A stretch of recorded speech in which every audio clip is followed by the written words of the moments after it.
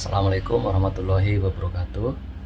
Sampai bertemu kembali di channel saya, Saiful Anam and Partner. Hari ini kita akan membahas tentang hukum kepailitan, utamanya terkait dengan dapatkah karyawan menggunakan sarana hukum kepailitan apabila hak-haknya diabaikan oleh pengusaha atau perusahaan. Baik, seperti yang kita ketahui bahwa perselisihan hubungan industrial itu terdiri dari 4 bagian. Yang pertama terkait dengan perselisihan hak, yang kedua terkait dengan perselisihan kepentingan, yang ketiga terkait perselisihan pemutusan hubungan kerja, dan yang terakhir atau yang keempat adalah perselisihan antara serikat pekerja atau serikat buruh dengan perusahaan. Jadi di sini saya akan memfokuskan terhadap pembahasan tentang apakah dapat diupayakan terhadap pekerja yang tidak dipenuhi oleh pengusaha terkait dengan hak-haknya, kemudian melakukan gugatan PKPU maupun kepailitan ke pengadilan niaga, bukan ke pengadilan hubungan industrial. Baik, untuk menjawab hal tersebut, maka ini merupakan hal yang baru dalam sarana hukum kepailitan maupun PKPU. Apakah dapat seseorang atau beberapa orang karyawan dalam perusahaan kemudian mengupayakan hak-haknya apabila perusahaan abai terhadap hak-hak karyawan sehingga kemudian tidak melakukan pembayaran, apakah itu THR, tunjangan, gaji, fasilitas, dan hak-hak karyawan lainnya. Baik, secara hukum saya katakan di sini kewajiban pengusaha kepada karyawan itu merupakan utang yang wajib dibayar oleh perusahaan tersebut. Sehingga menurut saya hakikatnya adalah pengadilan niaga dapat memeriksa dan mengadili perkara kepailitan maupun PKPU yang diajukan oleh karyawan yang hak-haknya tidak dipenuhi oleh pengusaha. Tentu permohonan tersebut itu dengan atau tanpa didahului oleh proses persidangan atau melalui putusan pengadilan hubungan industrial yang sudah berkekuatan hukum tetap. Artinya di sini pengadilan niaga dapat kemudian memutus terhadap permohonan PKPU maupun kepailitan yang diajukan oleh karyawan meskipun tanpa dilalui oleh adanya putusan pengadilan hubungan industrial. Meskipun di sini saya kira sebaiknya atau lebih baiknya sudah terdapat putusan hubungan industrial yang sudah berkekuatan hukum tetap terkait dengan pengajuan PKPU maupun kepailitan terhadap perusahaan yang tidak memenuhi hak-hak dari karyawan yang bersangkutan.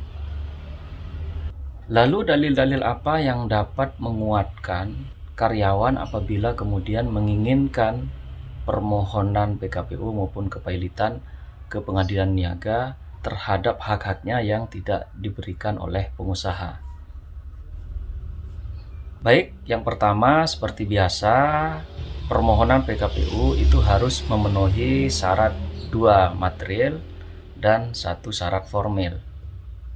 Syarat material adalah debitor memiliki utang yang sudah jatuh tempo dan dapat ditagih.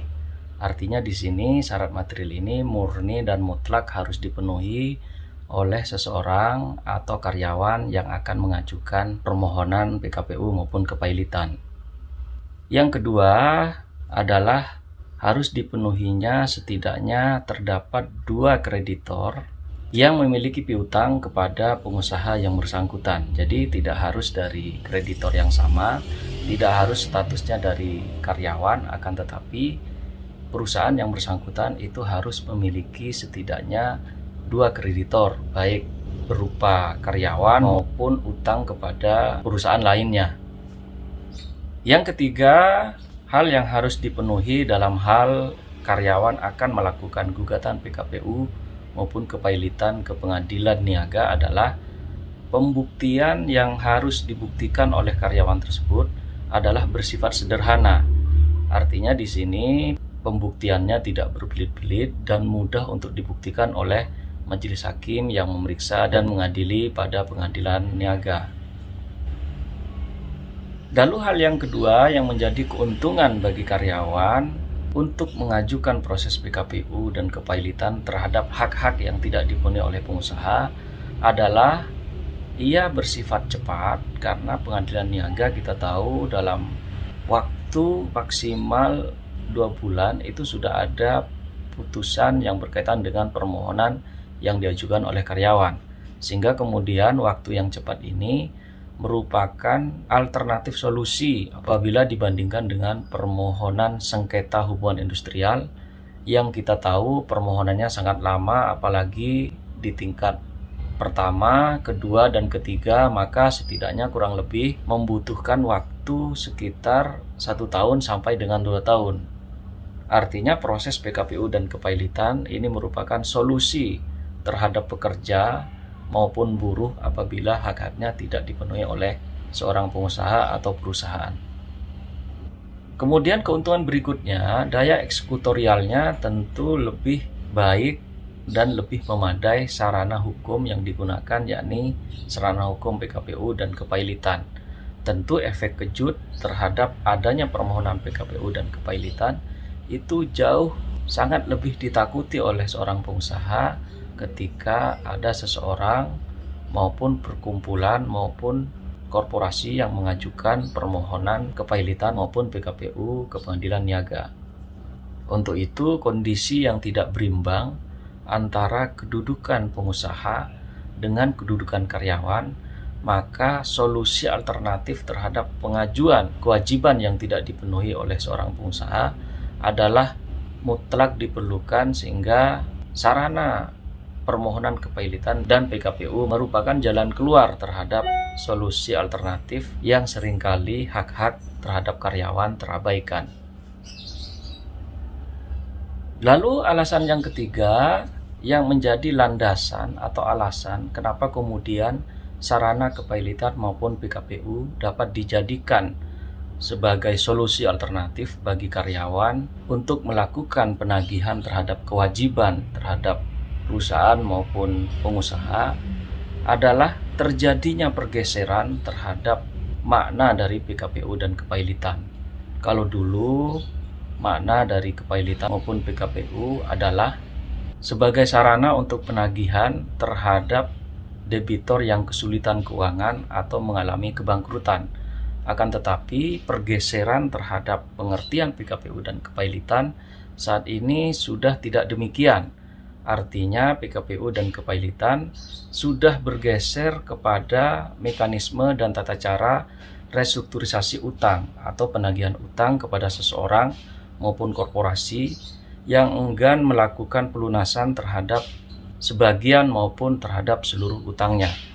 Sehingga melalui pergeseran ini, maka tentu sarana PKPU maupun kepailitan dapat dijadikan sebagai dasar untuk melakukan penagihan kepada perusahaan maupun pengusaha yang abai terhadap hak-haknya kepada kreditor maupun karyawan maupun buruh dengan atau tanpa didahului oleh gugatan hubungan industrial sebelumnya. Yang keempat, yang menjadi dasar pijakan kenapa kemudian sarana kepailitan dan PKPU ini dapat dijadikan alternatif dalam penagihan hutang atau hak-hak dari karyawan kepada pengadilan niaga adalah tentu jurisprudensi atau putusan pengadilan yang berkaitan dengan penagihan sarana kewajiban kepada kreditor. Itu sudah ada putusan-putusan yang berkaitan dengan penggunaan sarana kepailitan maupun PKPU yang sudah diputus oleh pengadilan. Misalnya putusan terkait dengan dikabulkannya PKPU di Pengadilan Niaga Surabaya, yakni nomor perkara 15 tahun 2017 dan juga nomor perkara 2 PKPU pada Pengadilan Negeri Surabaya tahun 2019. Artinya putusan terkait dengan penggunaan sarana kepailitan oleh karyawan ataupun buruh terhadap hak-haknya yang tidak dipenuhi oleh pengusaha itu sudah pernah diputus oleh pengadilan niaga, sehingga kemudian sarana tersebut juga dapat digunakan oleh karyawan atau buruh dalam hal memperjuangkan hak-haknya di pengadilan niaga terhadap pengusaha maupun perusahaan yang abai terhadap hak-hak karyawan yang semestinya dilaksanakan oleh pengusaha maupun perusahaan.